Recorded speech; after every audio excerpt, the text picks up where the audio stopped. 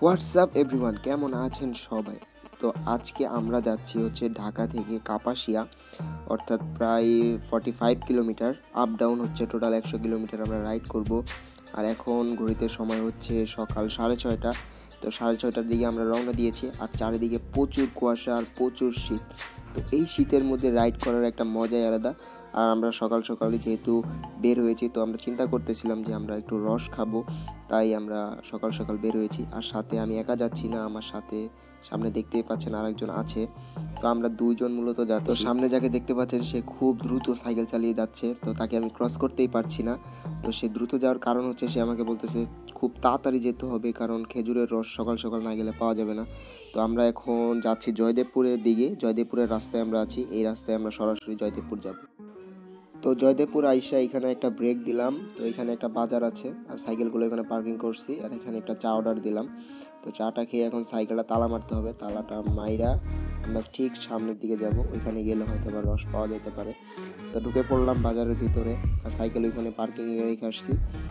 তো বাজারটা টোটালি অনেক সুন্দর লাগছে, অনেক কিছু উঠছে সকালবেলা। আর এখানে টোটালি মনে করেন শুক্রবার ছাড়া এখানে হাট বসে না।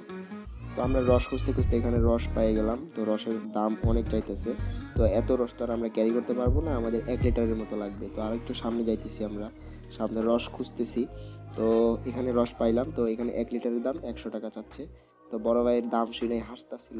তো আমি এখন রসটা এখান থেকে নিচ্ছি, নিয়ে এখন টেস্ট করে দেখুক কি অবস্থা, যে স্বাদ কীরকম, তারপর আমি টেস্ট করব।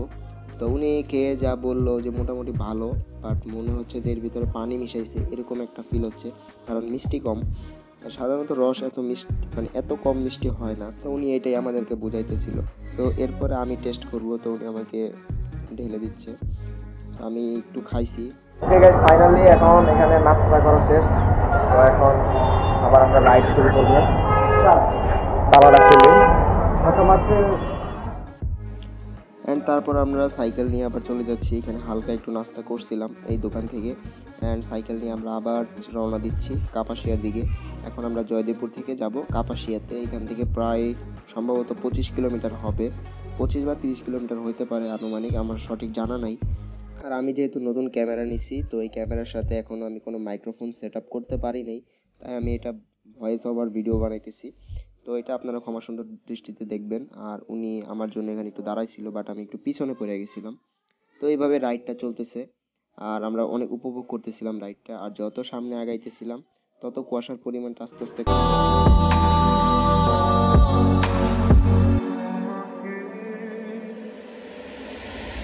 তো আমরা প্রায় অনেক দূর চলে আসছি, এখান থেকে কাপাসিয়া এখনও প্রায় 15 কিলোমিটার হবে। তো এখন আমরা রাইড করতেছি, আর এই রোডটা টোটালি সবসময় ফাঁকাই থাকে।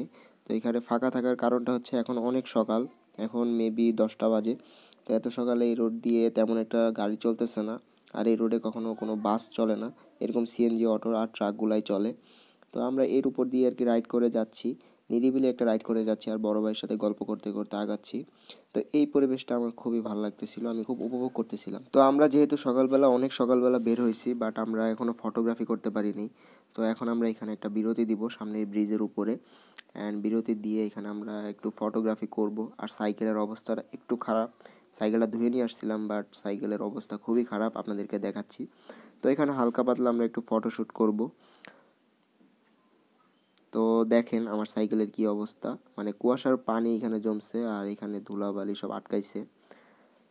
তো ফটোগ্রাফি শেষ হওয়ার পরে আমরা আবার আগাচ্ছি, মানে আমরা আবার সামনের দিকে আগাচ্ছি। কিছু দূর যাওয়ার পরে এখানে একটা সমস্যা হয়, মানে একজনের গাড়ি থেকে কি যেন একটা পইরা যায়।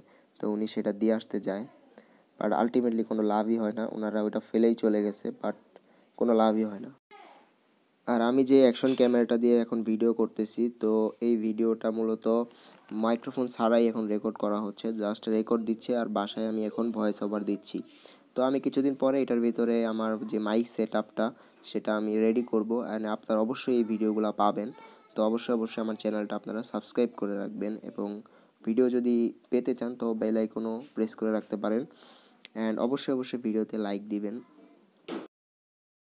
ভাই বড়ই কি পাকছে? রাস্তার পাশে আমরা একটা বড়ই গাছ দেখছিলাম, আর বড়ইগুলো পাকা পাকা ছিল। তো এখান থেকে কিছু বড়ই আমরা ছিঁড়লাম, আর এটা কোনো সমস্যা নাই, এটা কেউ কিছু বলবে না, কারণ রাস্তার পাশে যেহেতু। তো বড়ইগুলো খুবই পাকা ছিল, অ্যান্ড আমরা কিছু বড়ই এগুলো নিলাম যেগুলো রাস্তায় আমরা খেতে পারি। তো ব্যাগের মধ্যে এগুলা রাখলাম, অ্যান্ড আমরা আবার সামনে।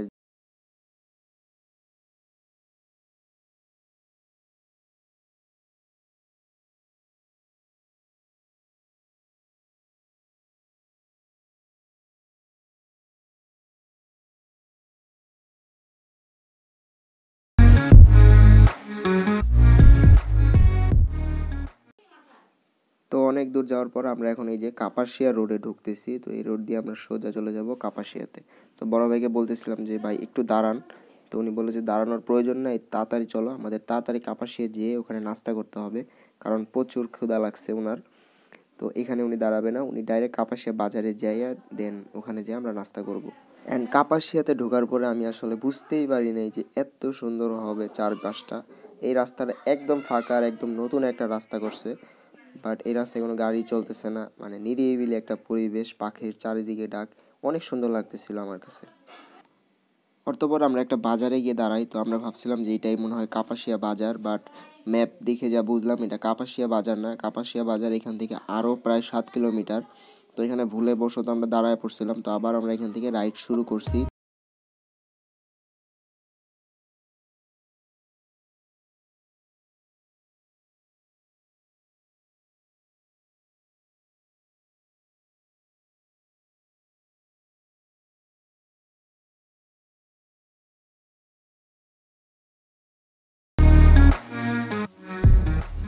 অ্যান্ড তারপর আমরা কাপাসিয়া বাজারে পৌঁছে গেছি। তারপরে এখান থেকে আমরা এখন একটা হোটেল খুঁজতেছি যেখানে আমরা একটু নাস্তা করব, রেস্ট দিব, অ্যান্ড ভিডিও কী রকম কী হইলো সব কিছু চেক করব। তো এরকম খুঁজতেছিলাম, খুঁজতে খুঁজতে একটা অবশ্য পাইছিলাম। তো এখানে আমরা এখন দাঁড়াচ্ছি। তো এখানে আবার আগের মতো সাইকেলগুলো রাইখা দেন তালা মারবো। তো বড় ভাই আবার আমার ক্যামেরাটা ধরতেছে আর আমি সাইকেলে তালাটা মারতেছি, অ্যান্ড সাইকেলে তালা মেরে আমরা এখন ভিতরের দিকে যাব। তো যেহেতু তালা সাথে করে নিয়ে আসছি, তো সাইকেলে তালা মারাটাই ভালো, কারণ চুরি হওয়ার সম্ভাবনা থাকতে পারে। অ্যান্ড খাওয়া দাওয়া শেষ করে আমরা আবার রাইড শুরু করছি। এখান থেকে আমরা অনেকখানি ঘুরছিলাম, অনেক জায়গায় যেগুলা ক্যামেরাতে সব কিছু ফুটেজ নিতে পারি নাই, কারণ ক্যামেরার চার্জ ছিল না ওইভাবে।